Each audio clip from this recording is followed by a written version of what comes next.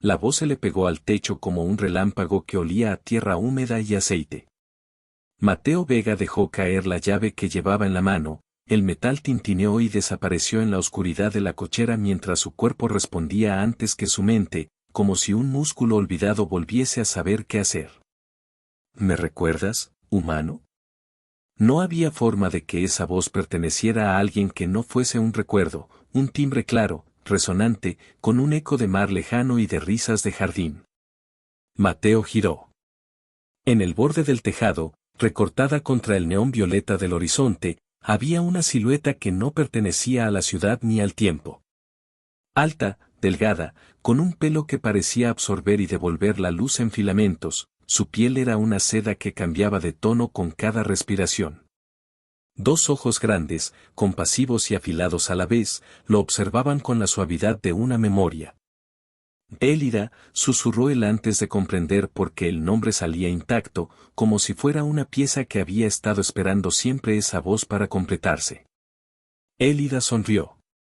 No fue una sonrisa de conquista ni de extraño, fue la sonrisa de quien recuerda las migajas de pan de la infancia y cómo se manchaban sus dedos. Se apoyó en la barandilla y bajó del tejado con una gracia que ignoraba la gravedad de las leyes humanas. Mateo no notó el mecanismo que la sostenía, notó solamente el impacto del olor a sal y hierro que traía adherido a su piel. ¿Vecina de la infancia?, dijo él, tensándose y ahora atento a cada palabra. ¿De verdad me llamas humano? Ella alargó una mano pálida, un gesto tan antiguo como una promesa, y la dejó sobre el frío de la pared junto a su cara. Cuando me fui, eras un niño que creía que el cielo era una rueda que podía tocarse. Dejé algo aquí, humano. Dejé un recuerdo. Me dijeron que los tuyos lo olvidarían. Pero los recuerdos, a veces, esperan en las grietas. Mateo la miró, y el mundo entero en torno a ellos, ruidos, anuncios, el hambre de la ciudad, pareció reducirse a la medida de esa presencia. Tenía 32 años, una mediana cicatriz debajo de la clavícula por una pelea de fábrica y una mano que aún recordaba cómo desmontar un motor. Había regresado a Ciudad Santa Lucía para enterrar recuerdos y facturas, no para abrir portales. Pero allí, frente a esa criatura que decía haber sido su vecina de infancia, algo en su pecho vibró con la exacta frecuencia de un recuerdo de infancia, un columpio oscilando al amanecer, risas que cortaban el viento. Una pequeña figura que lo empujaba con fuerza más allá de sus límites. Si eres Élida, ¿por qué te vas a presentar así, con toda esa parafernalia? Su voz se quebró. No era miedo. Era la curva de incredulidad que se arquea cuando los hilos invisibles del pasado vuelven a tensarse. Ella bajó la mirada un instante, y el gesto le dio la apariencia de una criatura antigua y cansada. Porque los grandes nunca creen en las pequeñas cosas, dijo. Los grandes creen en cifras, en mapas, en sondas. Y los grandes no te oyen cuando alguien recuerda jugar en tu patio. A lo lejos, por encima del skyline, la luz de una nave grande sobrevoló la bahía, una espiral perfecta de metal que emitía un zumbido frío que estremeció las ventanas. Mateo lo sintió como un presagio. No era la primera nave en décadas, la humanidad había aprendido a convivir con la presencia distante de seres que exploraban las fronteras, con diplomáticos que aviaban y analizaban ciudades desde plataformas orbitales.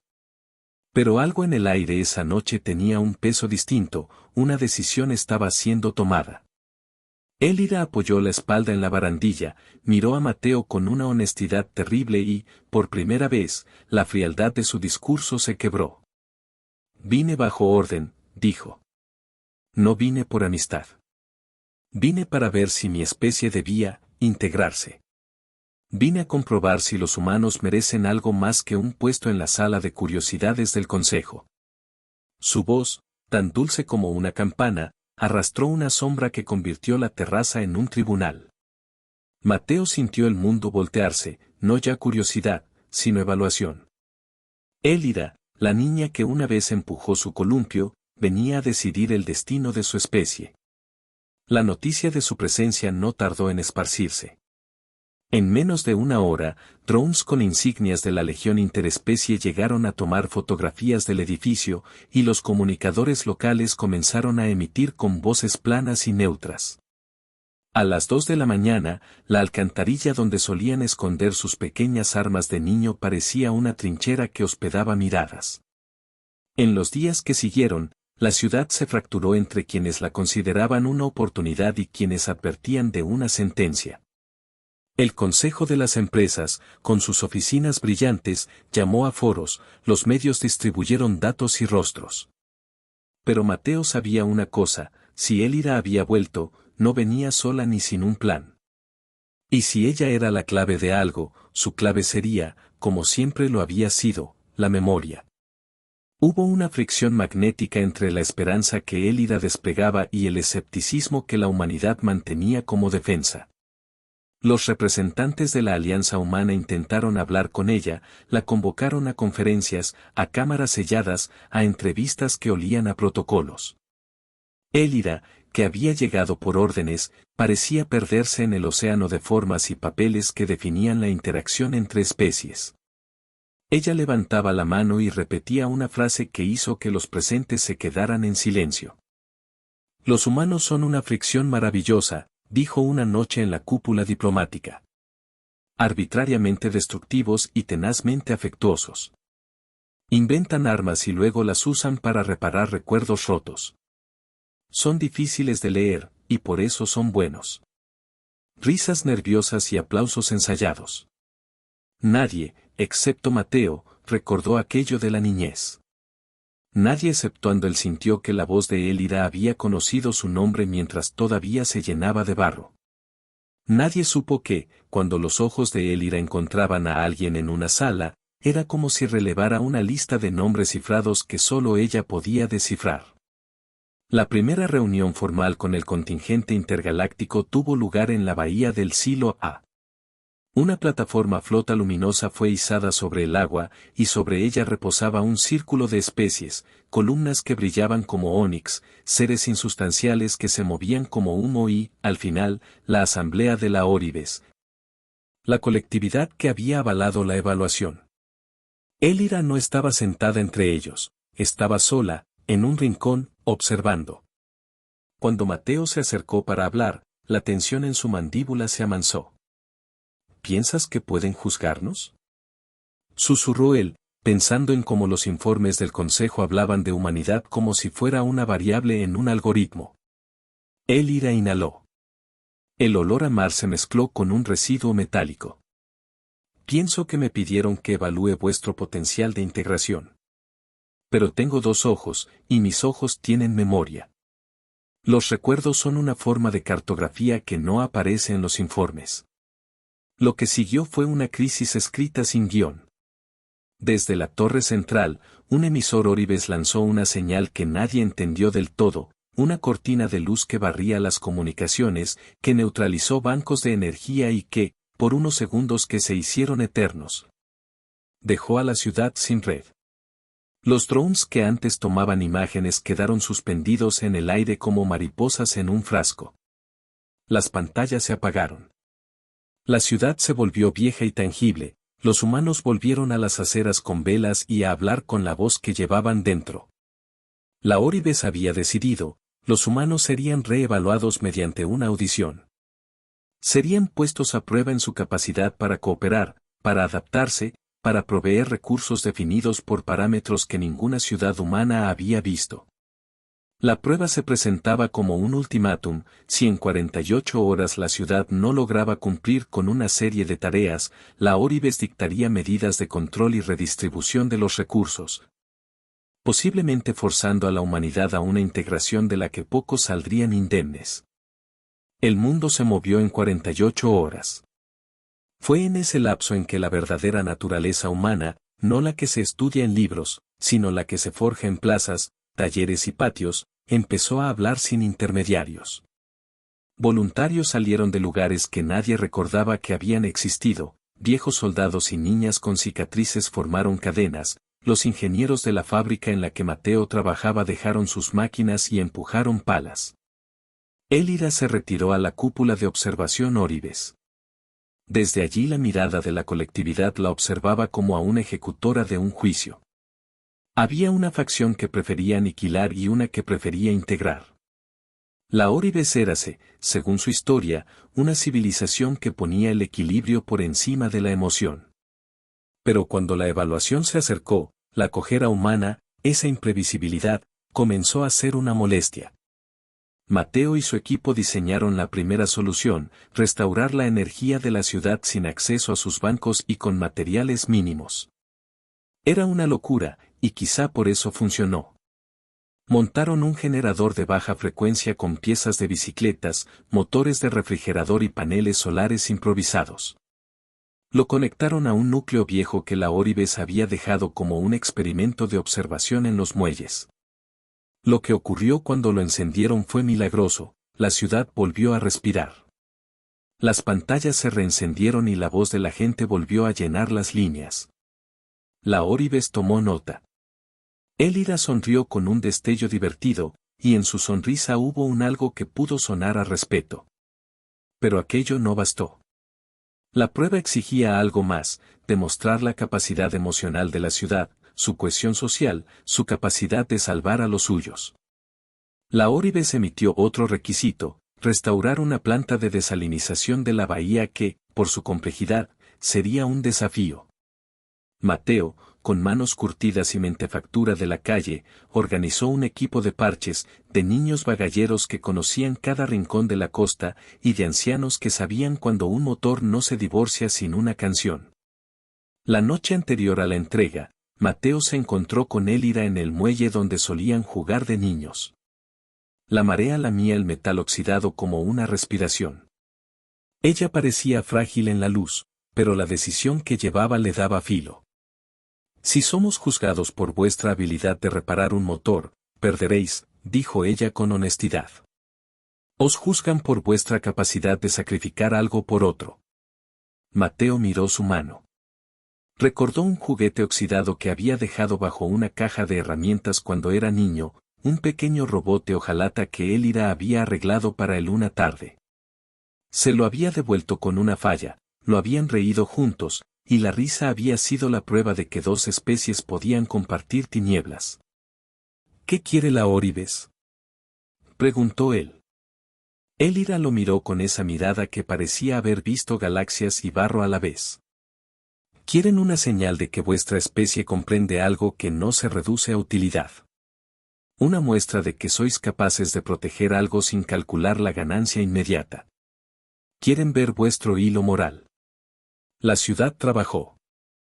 Había heridas abiertas, familias que no sabían si sus recursos serían distribuidos, comerciantes que temían perder su identidad. Pero en las plazas creció un fenómeno transversal, la gente estaba cantando, no por propaganda, sino para sostener calendarios de turnos y para sincronizar bombas improvisadas. Aquella canción, una melodía que Mateo recordaba de la niñez, la que él y Elira habían silbado para que el columpio no chillara, comenzó a esparcirse. Era una cosa simple, una cadencia que dictaba tiempos y que alineaba manos. En la marea de esos cantos, la planta de desalinización funcionó. La Oribes revisó los resultados y emitió un comunicado, la prueba había sido aprobada con reservas. La colectividad debatía. Algunos representantes miraban con desdén, otros rasgaban documentos en silencio. Elira fue convocada para rendir cuentas. En esa sala, el aire se llenó de un gesto que nadie había previsto, la colectividad exigió un segundo examen, uno no técnico sino psicológico. Quería saber si el vínculo humano con sus propias historias, si el pasado, podía ser usado como ancla para una alianza duradera. Fue entonces cuando Elira mintió. Lo hizo con la honestidad de alguien que ha aprendido que las reglas a veces se rompen por necesidad. Elira dijo que había dejado fragmentos de su especie en la Tierra décadas atrás como parte de un experimento de convivencia y que había habido resultados imprevistos, niños que crecieron con retazos de memoria no humana. Dijo que eran inocuos. Dijo que no tenían intención de reclamar más que la memoria. La Oribes creyó, porque necesitaba creer, o porque otros habían visto la voluntad humana de reparar y se habían dejado convencer por la belleza de la música que había hecho funcionar a la ciudad.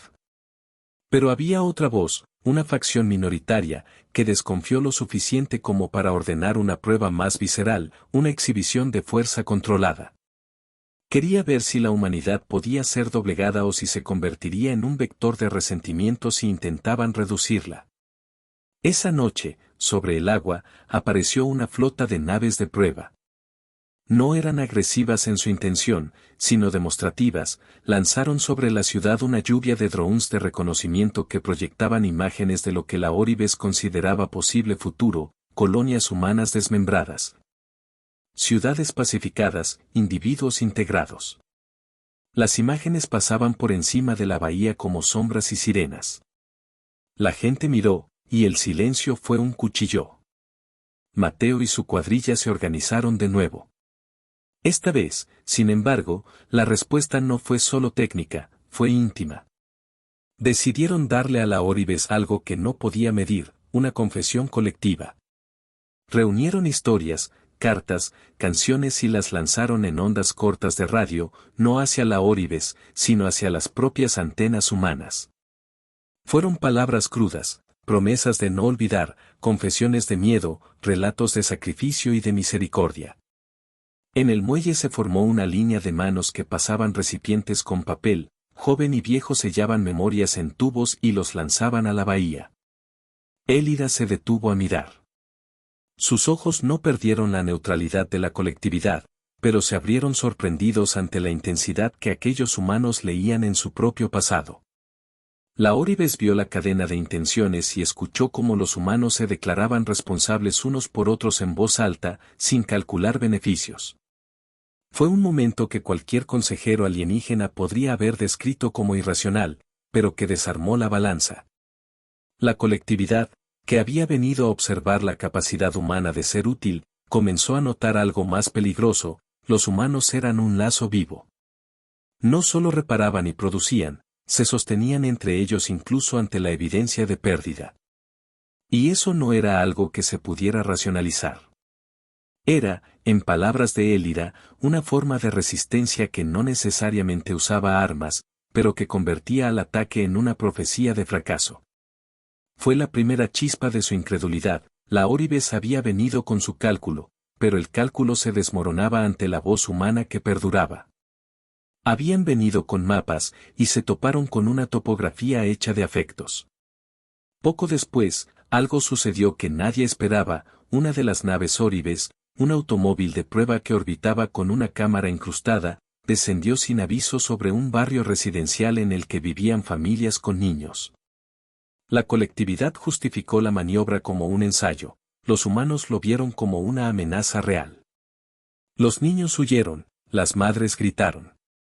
Un equipo de seguridad Oribes trató de contener la situación y, por una concatenación de fallos y errores de interpretación, un dron de los suyos fue derribado. Cuando un único dron cayó sobre la plaza central, la reacción humana fue polarizadora: algunos aplaudieron, otros miraron con horror. Pero nadie buscó venganza. En su lugar, la ciudad corrió. Corrió a altura de hombre, no con armas, sino con manos. Se apiñaron alrededor del dron estampado y abrieron sus cobertores y su calor humano. En la superficie del metal, las huellas y las lágrimas se mezclaron. Intentaron comunicarse. Intentaron entender. Y en ese gesto, un grupo de técnicos humanos consiguió, con instrumentos improvisados, decodificar una parte del lenguaje del drone. Era un sistema que hablaba en patrones de sonido que la Oribes usaba para modular las respuestas de su flota. Aquellas pequeñas ondas eran su sistema de mando. Al percibir la vulnerabilidad, la colectividad reaccionó con la velocidad de su indiferencia: aislar y neutralizar. Élida, desde su plataforma, vio la reacción y comprendió la disonancia que su especie había traído. Podían aplastar una ciudad para asegurarse, podían extinguir una cultura en nombre de equilibrio. En ese instante, algo cambió en ella.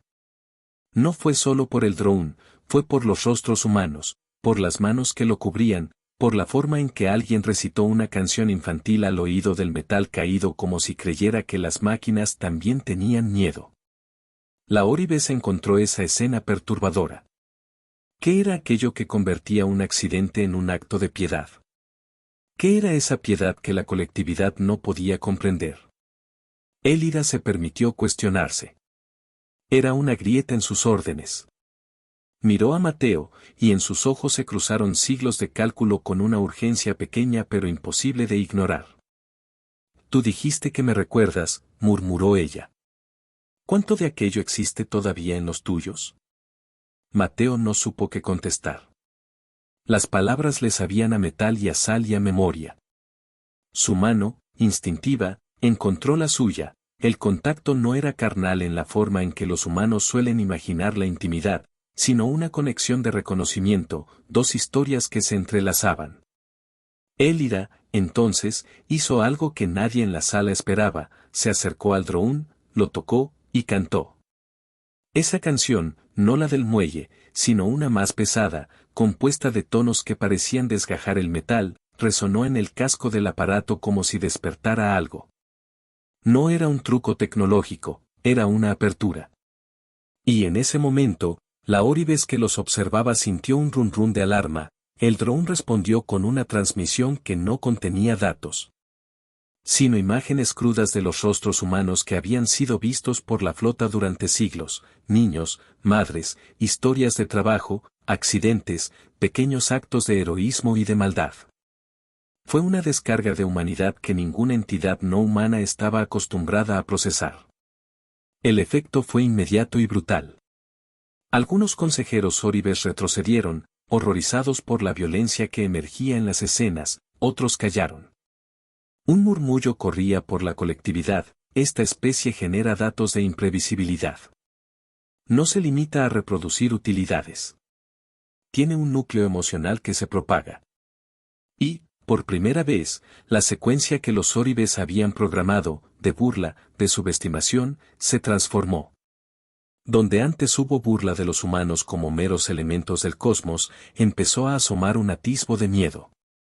No un miedo ciego, sino un reconocimiento de que aquello que habían despreciado poseía una fuerza capaz de desestabilizar incluso naves y algoritmos calculados. Ese miedo caló, de burla a shock, del shock a miedo. Elira lo sintió en lo más profundo. Era un sentimiento ajeno a su especie, y no le resultó agradable. Pero también algo nuevo se encendió junto con ese temor, la posibilidad de respeto. Si una especie podía provocar miedo por su capacidad de cuidar y generar afines, quizá merecía más que un examen frío. Elira empezó a cambiar de bando, no por traición sino por una intuición. Fue en esa tensión que ocurrió el primer acto que dejó a todos sin aliento, la colectividad Oribes, en un movimiento protocolario. Decidió desplegar una maniobra de contención para apaciguar lo que consideraban un brote de emocionalidad peligrosa. Las naves formaron un anillo, el cielo se hizo metálico. La gente de la ciudad se dispuso en las azoteas, cansada y desafiante. Esa noche, cuando la maniobra se llevó a cabo, algo singular ocurrió, cientos de personas subieron a los techos con luces y comenzaron a tocar, a prisa y sin coordinación aparente, lo que se podría llamar instrumentos. No sonaron notas individuales, fue una muralla de sonidos. Lo que parecía una cacofonía de pasos se transformó en un patrón, una resurrección de un viejo ritmo que solo los seres humanos conocen, el ritmo del latido. Los latidos, multiplicados, hicieron que la atmósfera pareciera vibrar. La nave Oribes se retrajo. Fue una reacción técnica, como si el pulso humano provocara interferencias en el campo de control psicológico del anillo. Pero la retirada fue interpretada por muchos como un triunfo. En la bulla que siguió a la retirada, las calles se llenaron de abrazos, de lágrimas. Allí se produjo el primer gran shock, el Consejo Interespecie, una entidad que raramente se manifestaba sin una voz institucional, declaró que la evaluación quedaba suspendida. La Oribes se retiraba para debatir, y la resolución proponía una reunión final en 30 días. Fue un anuncio que no ofrecía garantías, pero la ciudad celebró como si hubiera ganado una batalla. Esa noche, las luces de Ciudad Santa Lucía brillaron con una intensidad que nadie había visto en años. La celebración fue corta. En la madrugada, una nave de reconocimiento menor se acercó y descendió en la plaza. De su vientre emergió una figura que ninguno esperaba, una criatura de la Oribes, de cerca, con facciones casi humanas en su expresión pero un cuerpo que brillaba con un polvo estelar. Se dejó caer en un respiro y, sin ceremonias, se dirigió a la multitud y habló en un tono que no buscaba la conquista, buscaba la comprensión. Hay una variable que hemos subestimado, dijo. Vuestra resiliencia es una forma de arma y de medicina. Podría absorbérnosla o podríamos aprender. Oh, humanos, tan peculiares. Hemos traído una oferta, observación conjunta por un siglo. Si en ese siglo demostramos que nuestras prioridades convergen, habrá una integración, si no, hay sanciones. La sala entera contuvo la respiración. Era una propuesta que parecía un puente y una soga al mismo tiempo. La Oribes estaba lista para probar, la colectividad, cautelosa, aún temía. Élida bajó la mirada. Su mano estaba fría contra la calle áspera. Fue entonces que Mateo hizo algo que nadie había pronosticado, se adelantó. Se subió al podio improvisado y levantó la voz, no con bravuconería sino con una quietud que obligó a la multitud a guardar silencio. Aceptamos el siglo bajo una condición, dijo. No la condición de la Oribes, sino la nuestra. Si nos observan, que nos observen con la verdad. Si nos evalúan, que nos evalúen por lo que somos, no por lo que quieren que seamos. Y si en ese siglo vosotros aprendéis, también os enseñáis. Si todo esto falla, que el fallo sea compartido. La respuesta fue un murmullo. Élida lo miró con una mezcla de orgullo y temor. Aquello de Mateo no era una estrategia calculada, era un pacto humano, hecho de palabra y de la certeza de que las palabras podían sostener el mundo. La Oribes aceptó. Fue un acuerdo que, a primera vista, parecía frágil. Pero los frágiles sostienen a menudo los milagros. Los 30 días para la reunión final se convirtieron en una guerra de pequeños actos. Hubo conquistas de corazón, un hospital de la ciudad que había fallado fue reactivado con la ayuda de la Oribes, una escuela adoptó un programa de intercambio cultural. Un pequeño grupo de Oribes se unió a los repartidores de pan y aprendió a conocer la prisa de la ciudad en las mañanas. Los mejores resultados fueron inesperados, un bailarín Oribes que aprendió a mover su cuerpo con la torpeza humana del primer paso, y un veterano humano que aceptó que su mano se dejara cuidar. Pero no todo fluyó pacífico. En una noche de lluvia, un grupo radical de la colectividad Oribes realizó una demostración en la que encendieron un campo de contención que paralizó un sector entero, la gente no podía hablar. La primera reacción humana fue furia. Las noticias ardían. La Oribes que apoyaba a la colectividad intentó apagarlo, pero las fracturas internas eran profundas. La ciudad se encontró de nuevo ante la posibilidad de la pérdida. Élida se acercó a Mateo en la madrugada siguiente. Estaba bañada en lluvia, y sus filamentos de cabello brillaban como si los tuviera cubiertos de pequeñas constelaciones. Si esto se rompe, dijo en voz baja, habrás visto a tu vecina alejarse otra vez. Mateo la miró, y en su mirada hubo un abismo de emociones. La ciudad podía perder, podría ser sometida, y sin embargo la voz de Élida, que había venido con órdenes, sostenía algo que no era de órdenes, era un afecto. La reunión final se celebró en la bahía. La Oribes presentó su veredicto, la humanidad había pasado pruebas de resiliencia, de creatividad y de altruismo. Habían mostrado la capacidad de generar redes de apoyo impredecibles y, por tanto, peligrosos, para una colectividad que buscaba estabilidad. La colectividad recomendó una integración supervisada pero gradual, primero un intercambio de tecnología y cultura. Después la posibilidad de ciudadanía para los humanos que desearan integrarse a la colectividad de manera voluntaria. El anuncio fue un alivio, pero no una paz total. Entre los representantes Oribes hubo voces que se negaron y amenazaron con sanciones económicas y bloqueos. Una facción reaccionaria lanzó una última maniobra, un bloqueo orbital que pretendía aislar la Tierra como advertencia. Fue entonces, en la oscuridad de una noche que olía a hierro, que la historia tomó un giro que dejó a todos boquiabiertos. Una flota de naves, pequeñas y muy veloces, apareció en el cielo. No pertenecían a la Oribes ni a la colectividad conocida. Eran piratas interestelares, saqueadores que veían la fricción humana como una oportunidad. Habían detectado la división y venían a cosecharla. En cuestión de horas, comenzaron a atacar satélites, a robar recursos, a amenazar puertos espaciales. La Oribes, sorprendida, no supo reaccionar con rapidez. La colectividad, por miedo a un conflicto extendido, se retiró a consultas. El Consejo Interespecie vaciló. Fue en esa grieta que la humanidad actuó. Mateo, que había aprendido a no depender de la gloria, reunió a un contingente formado por civiles y algunos óribes que habían decidido quedarse. No iban con armas de destrucción masiva ni con diplomacia, iban con algo más peligroso, la voluntad de proteger.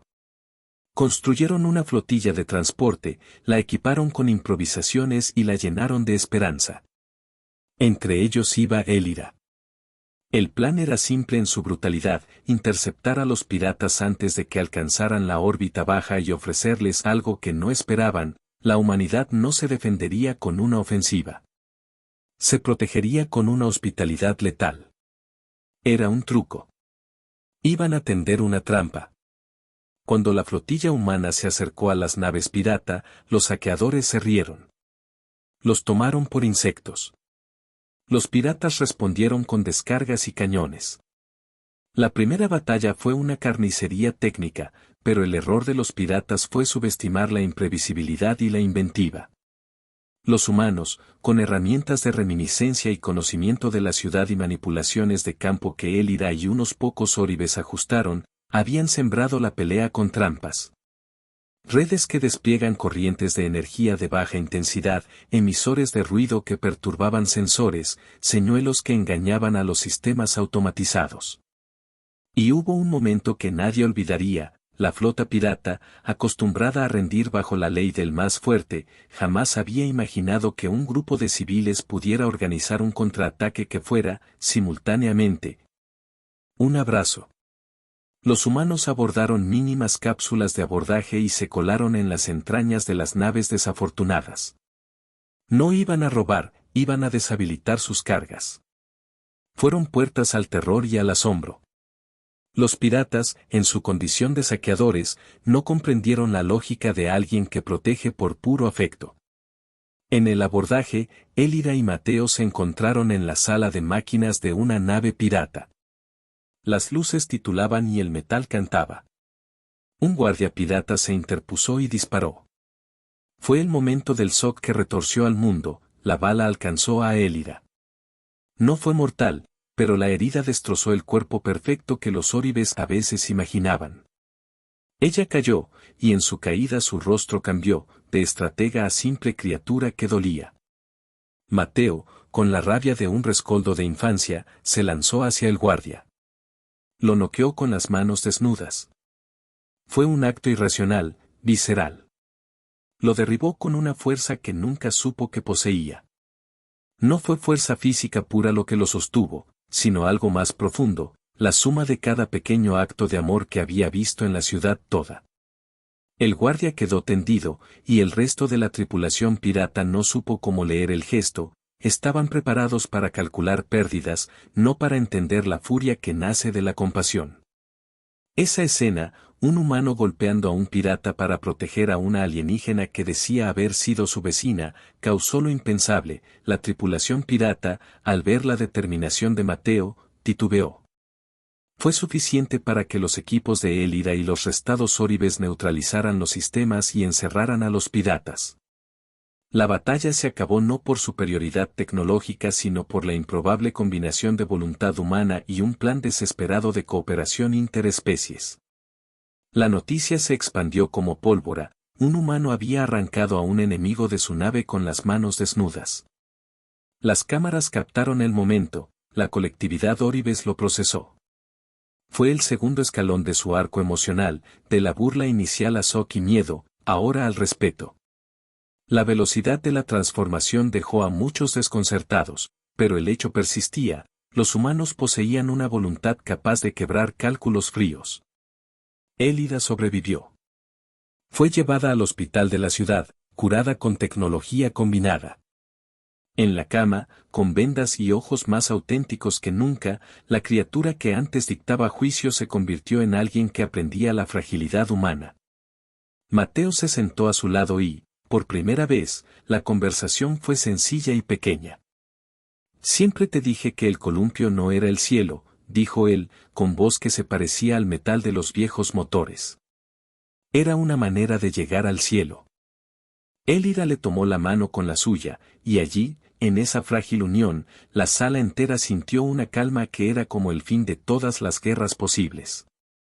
Hubo lágrimas. Fue un momento que quebró a más de uno: un guardia óribes, un comerciante, una madre. Nadie pudo contener la humedad que vino por la cura, por la pérdida posible, por la entrega. Fue el primer gran llanto de la nueva era, y la ciudad lo reconoció. La lágrima de los humanos fue una revelación que la colectividad no supo entender del todo, pero que respetó. Fue el punto de inflexión que convirtió miedo en reverencia. En las semanas siguientes, las negociaciones se recomponían. La reputación humana se había convertido en una mezcla de fábula y advertencia: se les conocía como peligrosamente imprevisibles y, por tanto, dignos de cuidado. La Óribes presentó una medida inusual: cooperación bilateral y la creación de un distrito con la condición de que humanos y óribes vivieran y trabajaran codo a codo para aprender. Fue algo que la ciudad aceptó. Para algunos era la rendición más dulce que pudieran imaginar, para otros, una oportunidad. Elida, con la herida curada y el pelo todavía salpicado de polvo estelar, se instaló en una casa en el nuevo distrito junto a Mateo. No era una casa de infancia exactamente, la ciudad se había transformado, pero estaban cerca del muelle. Pasaban las tardes recordando, o inventando, cosas que no habían sucedido. Hablaban con la desnudez de los que saben que cada día es una oportunidad. Elida aprendió a preparar café, una preparación absurda y lenta con algo de corteza terrosa, y Mateo aprendió a modular su paciencia con planes largos. Y así, la historia llegó a su clímax emocional: una reunión interespecie para celebrar el primer aniversario del acuerdo. La plaza estaba llena: humanos, óribes, comerciantes, estudiantes y algunos expiratas convertidos en mecánicos. La gente cantó la canción del muelle y otra más, nueva, tejida con filamentos de dos especies. Fue la culminación de la tregua y el reconocimiento de una alianza que no nació de tratados sino de heridas compartidas. Entonces, sucedió algo que fue el triunfo que les erizó la piel a todos: un pequeño accidente en el que un elevador de carga se soltó y amenazó con destruir el arco central.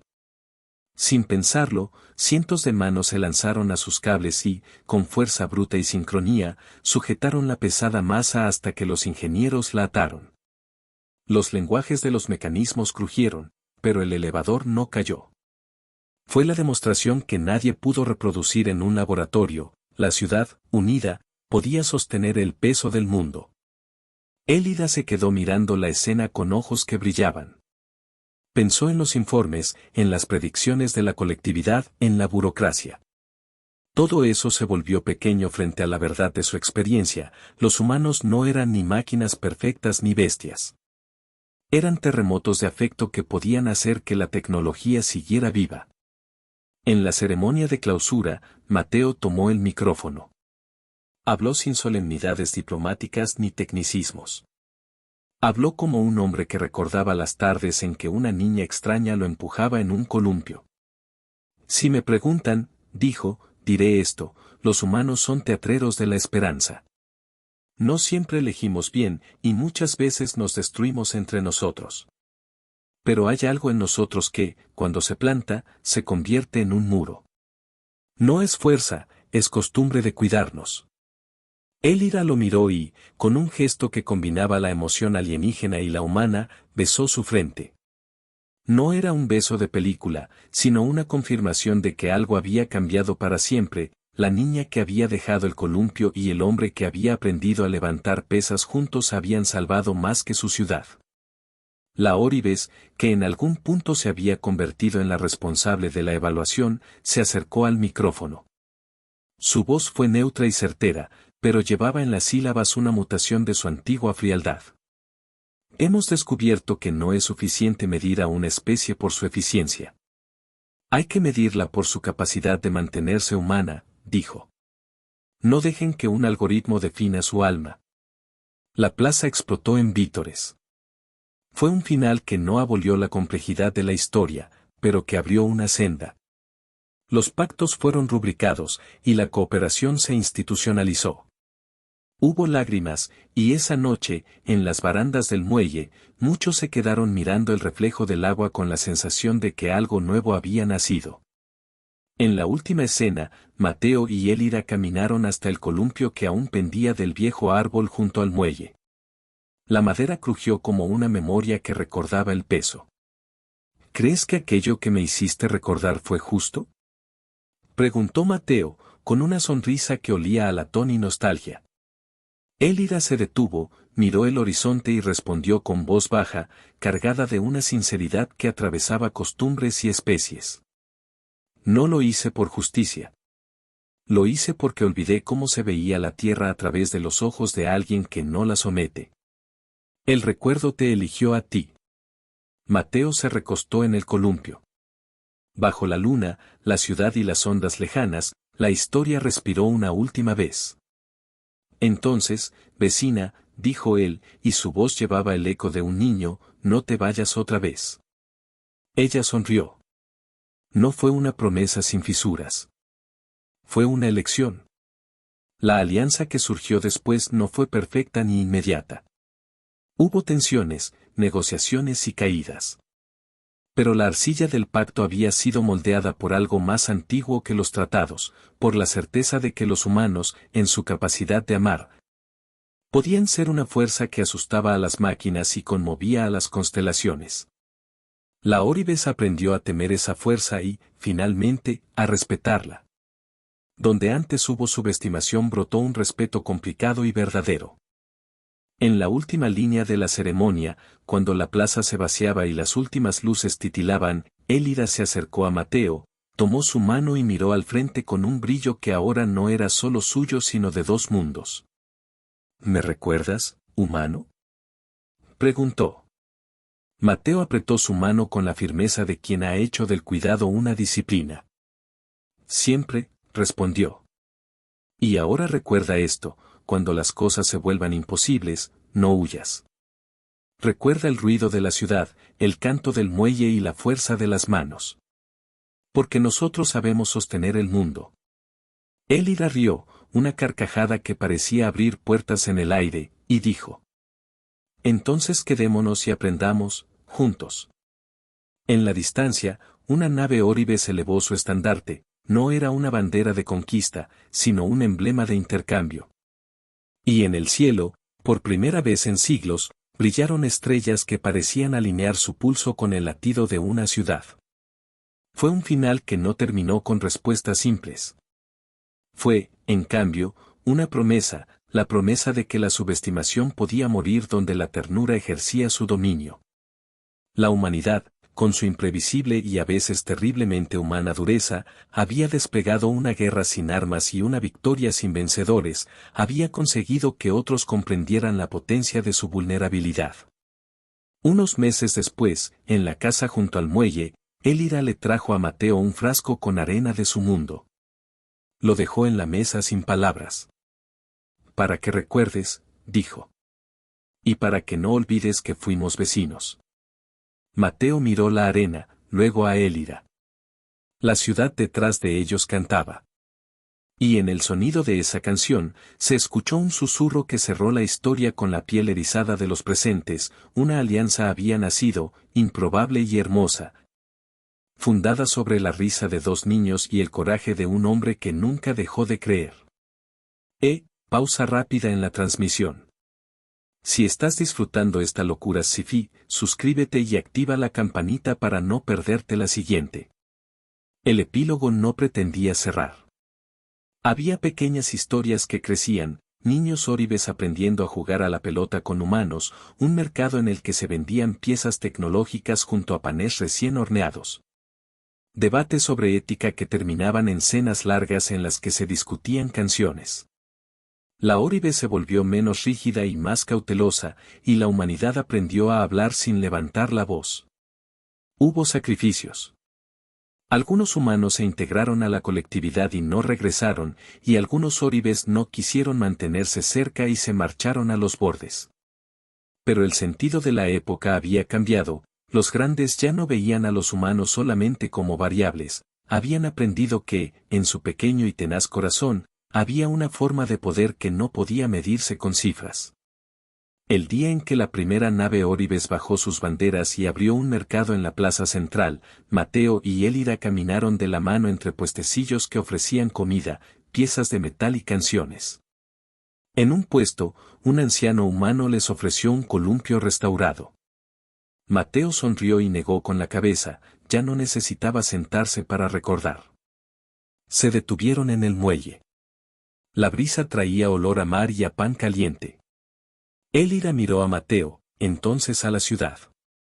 Sus ojos ya no eran solo de evaluación, eran una conquista y un hogar. Nos subestimaron, dijo. Y por eso nos respetan ahora. Mateo asintió, y en su garganta se quebró algo que no era dolor sino una antigua felicidad. Y nosotros, respondió, deberíamos agradecerles. Porque no hay nada más humano que demostrar que no estamos aquí para ser medidos, sino para ser conocidos. Ella rió, y la risa fue un punto de luz en la bahía. Las estrellas, constreñidas por el brillo de una ciudad que aprendía a bailar, parecieron, por un instante, inclinarse. Fue el momento de triunfo, no la victoria de una guerra, sino la victoria de la compasión convertida en estrategia. El goosebump que recorre el cuerpo cuando alguien te mira y reconoce quién eres. La humanidad había demostrado que, subestimada y ridiculizada, era capaz de aterrorizar a los poderosos con su ternura y su furia de sanar. Cuando la historia se cerró, la última escena fue simple, una niña corriendo hacia el muelle con un rostro que mezclaba terrenalidad y estrellato. Elida le abrió los brazos y la niña correspondió. Mateo observó, sintió el pulso de la ciudad y supo que, aunque lo que vendría sería incierto, algo era cierto, la alianza nacida del dolor y del cuidado perduraría. Y en el rastro final del episodio, con la ciudad brillando y el cielo abriéndose a nuevos itinerarios, una voz anunció que la humanidad había sido invitada a la Asamblea Interespecie como miembro asociado. No era la coronación de un imperio sino la promesa de una conversación continua. Elida apoyó la cabeza en el hombro de Mateo y, con una ternura que era acero y seda a la vez, susurró. ¿Me recuerdas, humano? Él cerró los ojos y dijo, sin dudar. Siempre. Las naves lejanas ya no eran sombras de juicio sino barcas de intercambio. Y la última línea que quedó flotando en el aire, como un escalofrío en la piel, fue la de Mateo, baja y firme. Entonces quédate. Porque aquí, entre nosotros, alguien aprendió a valorar la fragilidad como fuerza. La alianza continuó, imperfecta y humana, y en su centro había una vecina de infancia que volvió para cambiar el destino de su calle y de su especie. La Oribes aprendió a temer y amar con la misma intensidad, y el mundo, por una vez, escuchó. No había final de cuento. Había una nueva temporada.